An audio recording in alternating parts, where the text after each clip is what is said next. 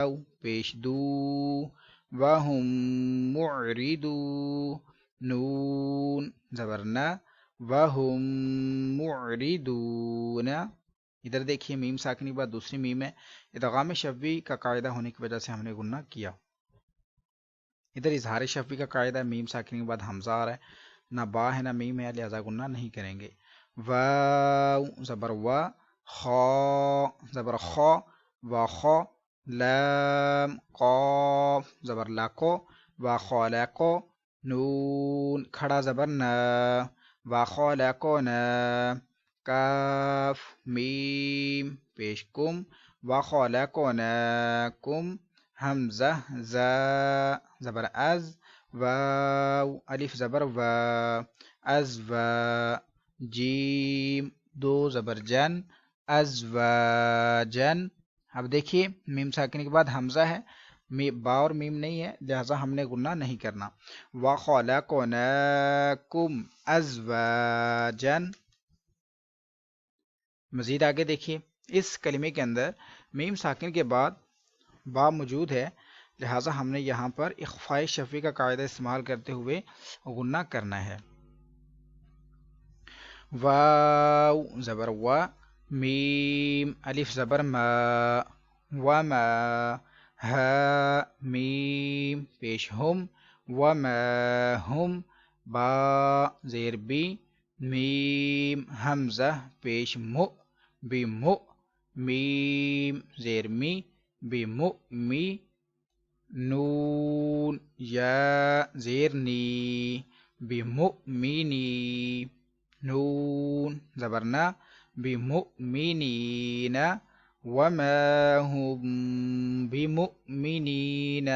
اب ادھر بھی دیکھیں غنہ اخفاء شفوی کی وجہ سے ہم نے یہاں پر بھی کیا ہے، میم ساکن کے بعد با ہے.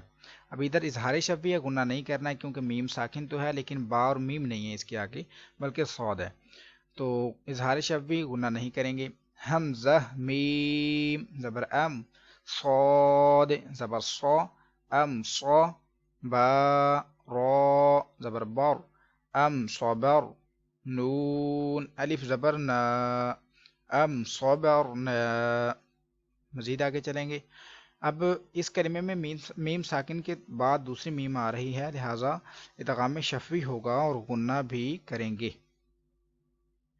لام زبر لا، ہا میم میم پیش ہم، لہم، میم نون زیر من، لہم من، نون لام زبر نل، لہم من نل، حا سین پیش حس، لہم من الحس، نون کھڑا زبر نا، لہم من الحسنى، ذال کھڑا زبر ذا، لام زیر لی، ذالی، کاف میم پیش کم، ذالکم، قاف واو زبر قو، لام پیش لو، قولو، کاف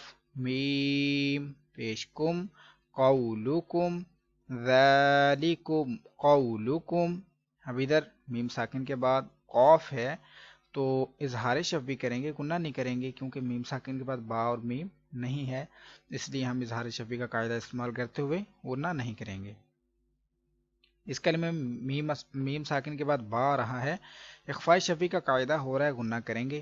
با عین زبر با، ضاد پیش دو، بعضو، کاف میم پیش کم، بعضکم، با زیر بی، با عین زبر با، ببع، ضاد دو زیر ضن، ببعض، بعضکم ببعض، عین زبر ع، لام یا زبر لی، علی، ہا میم زیر ہم، علیہم، غین زبر غا، ضاد زبر ضا، غضب دو پیش بن غضب علیہم غضب.